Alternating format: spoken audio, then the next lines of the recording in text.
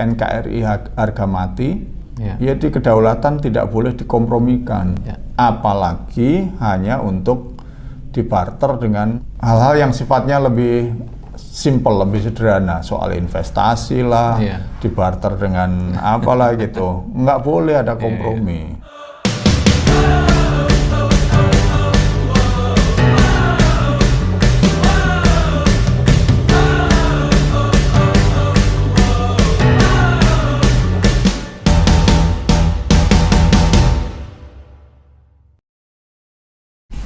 Assalamualaikum warahmatullahi wabarakatuh, pemirsa PKS TV. Kali ini kita bertemu lagi di acara Ngobras, ngobrol bareng dan santai. Dan kali ini yaitu Bapak Sukamta, Dr. Sukamta atau Bapak Sukamta PhD. Assalamualaikum Pak Sukamta. Waalaikumsalam. Gimana Pak kabar? Alhamdulillah ya. Baik, sehat. Kabar keluarga gimana Pak? Keluarga baik. Ini biasa kita habis weekend itu banyak ke dapil baru pulang. Oh, reses Pak ya? Iya. Ini kita santai dulu nih Pak Sukamta ya. Jadi kalau boleh tahu nih Pak Sukamta, kalau dulu itu gelar Bapak itu dapat dari mana Pak? PhD Pak? Iya, saya luar biasa nih Pak. Iya, dulu S1 dari Gajah Mada, Fakultas Teknik, jurusan Teknik Kimia, kemudian melanjutkan di Salford University di Manchester. Ya. Nah, saya dapat S3 di situ. Di bidang chemical engineering sebetulnya. Itu Manchester yang kemarin terkenal kan? Oh iya, tapi itu sisi lain. Sisi lain ya. Itu di tengah-tengah kota Manchester. Nah, saya di sisi yang lain, itu dekat dengan namanya University of Manchester. Nah, saya di Salford University. Salford itu tetangga kampung dengan Old Trafford. Oh gitu ya, jadi nggak jauh ya. Jadi dekat dengan kandangnya MU. Iya. Jadi emang lagi ramai kemarin, Indonesia terkenal banget ya di Manchester itu ya. Iya, baik. Itu keterkenalan yang unfortunate ya, yang tidak menguntungkan. Betul. Jadi emang luar biasa ujian buat bangsa Indonesia ya Pak Sukamta ya. Lagi sibuk apa nih Pak Sukamta sekarang setelah reses di? Jadi sekarang ya di komisi parlemen. Sudah mulai masa sidang. Hari-hari ini saya kira banyak jadwal untuk sidang, apalagi sekarang ini ada banyak PR nih kita di Komisi 1, mitranya satu ada TVRI yang kemarin dirutnya diberhentikan oleh Dewas. Kemudian, Helmi Yahya itu ya? Iya, kemudian Natuna, ini yang menyita energi bangsa kita. Hari ini Komisi 1 tadi pagi sampai siang itu rapat bersama dengan Menhan, Panglima TNI, Menteri Luar Negeri, dan Pakamla. Untuk membahas persoalan Natuna ini. Iya. Nah ini kebetulan kita sedang ramai Natuna nih Pak Sukamta ya. Tanggapan Bapak nih terhadap kasus Natuna ini, di mana Cina mengklaim ya ini sebagai bagian dari Cina yang berdasarkan sejarah, itu seperti apa tanggapan Pak Sukamta nih? Iya, jadi pada workshop tentang South China Sea itu Cina itu menyodorkan konsep 9 dash line, 9 garis putus-putus yang diklaim itu sebagai wilayah Cina secara sejarah.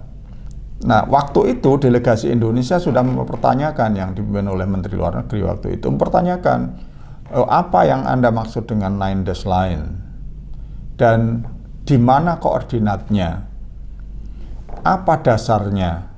Terus kenapa itu garisnya putus-putus? Kok tidak lurus? Antara yang garis satu dengan berikutnya itu lurus apa belok? Gitu. Beloknya masuk ke wilayah negara lain atau masuk wilayah Anda?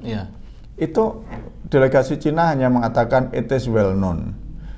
Ini udah terkenal lah gitu. Semua orang juga tahu gitu. Jadi tidak menjawab pertanyaan itu dengan jelas.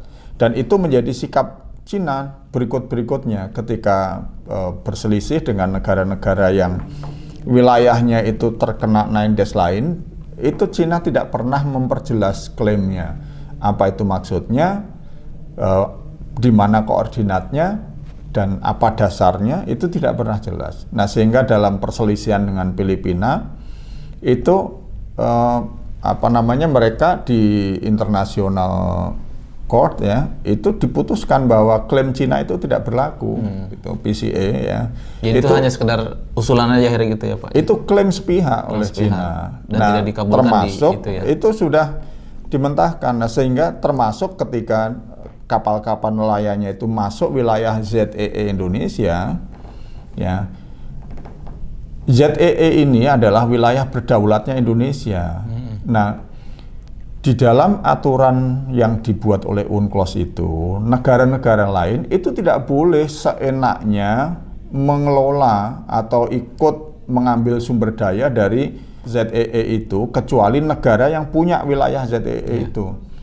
Kalau ada waktu penetapan misalnya ada keberatan, seperti Malaysia keberatan, loh kan nelayan kami sudah biasa di situ melakukan penangkapan ikan, tolong dong dirundingkan. Begitu dengan Vietnam. Nah, jadi ada history fishing area itu dirundingkan. Nah, Cina ini tidak ada komplain gitu loh.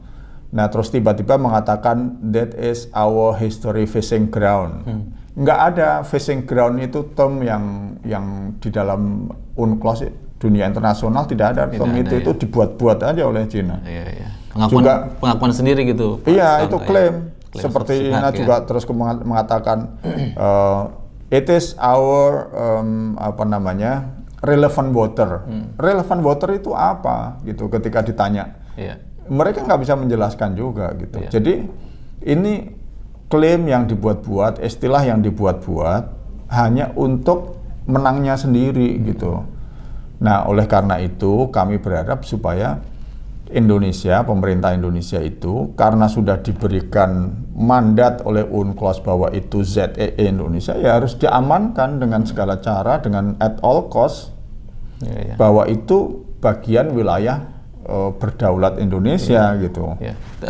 Pernah kemarin itu Presiden Republik Indonesia Pak Jokowi itu dia menyatakan bahwasanya sekedar melintas di ZEE tidak masalah selama tidak mengambil sumber daya alam. Itu bagaimana tanggapan ya Pak? Memang di ZEE itu negara-negara atau aktivitas internasional itu boleh sekedar melintas di ZEE ya. Itu boleh, tetapi kalau mengambil sumber daya alam kita itu tidak boleh. Jadi misalnya kalau kapal nelayan lewat boleh nggak? Boleh kalau di wilayah ZEE, sekedar lewat boleh. Tapi kalau sambil lewat sambil jaring ikan, menebar jaring, nah itu yang nggak boleh. Gitu. Dan itu yang dilakukan oleh Cina? Itu yang dilakukan oleh Cina, yang diketahui oleh Indonesia. Gitu. Kemudian kalau langkah dari Partai Keadilan Sejahtera ini mungkin dari fraksi PKS nih, Bapak kan di Komisi 1 ya Pak, bidang luar negeri, pertahanan dan informatika. Langkah fraksi PKS ke depan menyikapi hal ini seperti apa Pak? Jadi sikap fraksi PKS itu konsisten. Yang pertama bahwa wilayah kedaulatan Indonesia termasuk wilayah berdaulat ya, hak berdaulat Indonesia ini harus diamankan. Nah, yang namanya NKRI harga mati itu di situ. Ya, di kedaulatan tidak boleh dikompromikan. Apalagi hanya untuk dibarter dengan hal-hal yang sifatnya lebih simple, lebih sederhana, soal investasi lah, dibarter dengan apalah gitu. Nggak boleh ada kompromi. Nah, bahwa kemudian di wilayah yang menjadi kedaulatan Indonesia atau hak berdaulat itu harus dilakukan langkah-langkah taktis, strategis.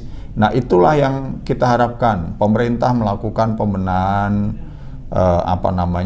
policy-nya. Apa sih policy-nya? Nah, sekarang ini kan policy-nya sebetulnya tidak jelas-jelas amat. Apa policy kita terhadap Natuna Utara, Laut Natuna Utara, dan wilayah-wilayah lain yang potensi untuk mendapatkan masalah di situ. Misalnya dalam urusan keamanannya. Siapa sih sebetulnya yang diberikan mandat untuk keamanan? Sekarang ini urusan keamanan laut itu ada 24 undang-undang dan 2 PP. banyak sekali, dan badan-badan, lembaga-lembaga yang menangani keamanan laut itu banyak sekali. Nah, tetapi terus ketika ada persoalan serius begini, tidak jelas siapa yang paling bertanggung jawab. Ini Angkatan Laut, Bakamla, KKP, atau siapa? Ya. Tidak jelas. Masing-masing kemudian bertindak sesuai dengan klaim tupoksinya sendiri-sendiri. Iya, KKP ini lembaga yang ada di bawah Kementerian Kelautan ya.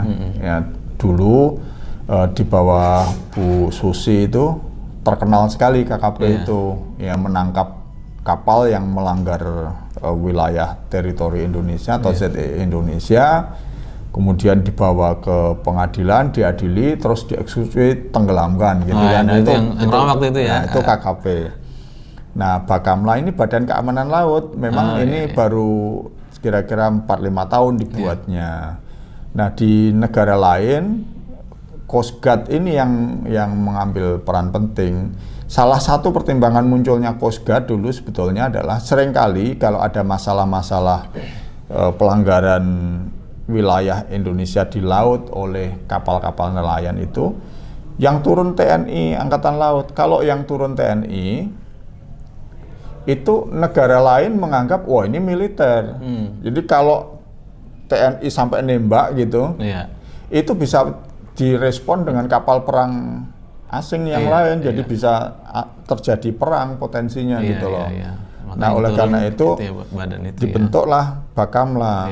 Jadi kalau Bakamla ini kan penegakan hukum dan keamanan mestinya, sehingga kalau ada kapal yang melanggar wilayah teritori Indonesia atau ZEE Indonesia, dia yang ada depan membawa, mengamankan dan mengambil tindakan hukum kalau perlu. Yang kedua,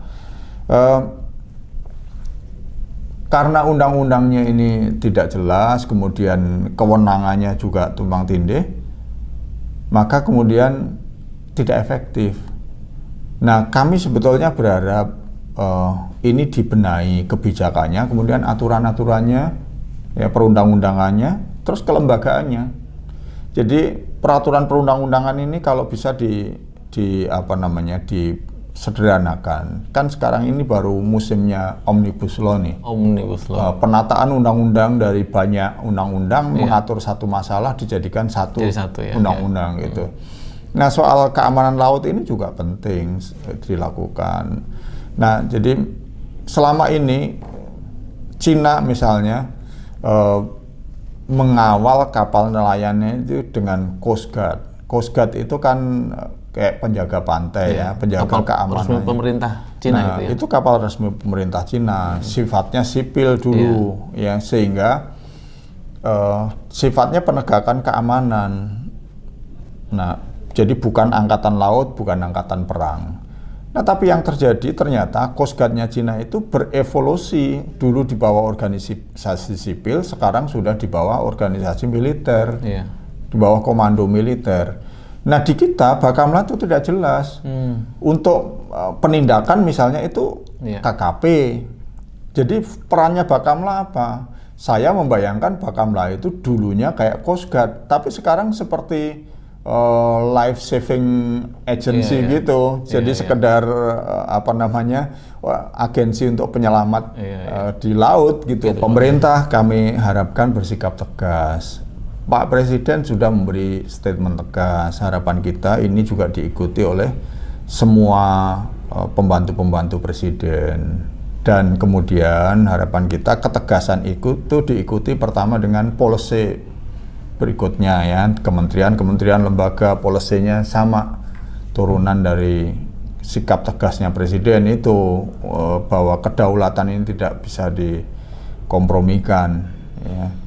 Nah, yang berikutnya kami berharap ada pembenahan aturan, pembenahan polisi, pembenahan kelembagaan, baru bicara tentang penguatan masing-masing lembaga itu dengan anggaran. Tadi sudah dijelaskan oleh Pak Sukamta bahwasannya banyak yang harus dilakukan dan nanti akan disampaikan resmi Pak ke pemerintah ya Pak ya? Ya, sikap fraksi ini sudah resmi kita sampaikan di rapor, di rapat-rapat di komisi ya, bahwa jangan mengkompromikan kedaulatan kita. Itu terjemahan dari NKRI No harga kompromi mati. ya, no kompromi. No kompromi. Jadi jangan jadi slogan saja gitu. Iya. Ini harus, ya inilah tantangan nyatanya hari ini, diuji dengan seperti itu. Apalagi di Kompas hari ini juga ada statement tulisan yang mengutip pejabat Cina bahwa mereka tidak menjamin bahwa kapal-kapal nelayan nggak masuk lagi wilayah teritori ZEE Indonesia gitu loh. Iya. Oke, baik pemirsa, terima kasih banyak Pak Sukamta Terima atas kasih. waktunya. Thank you. Ya, satu jengkal tanah air adalah tetap NKRI. Jangan sampai diambil oleh orang lain, oleh negara lain. Demikian bincang-bincang kita dalam acara Ngobras kali ini. Assalamualaikum warahmatullahi wabarakatuh. Waalaikumsalam.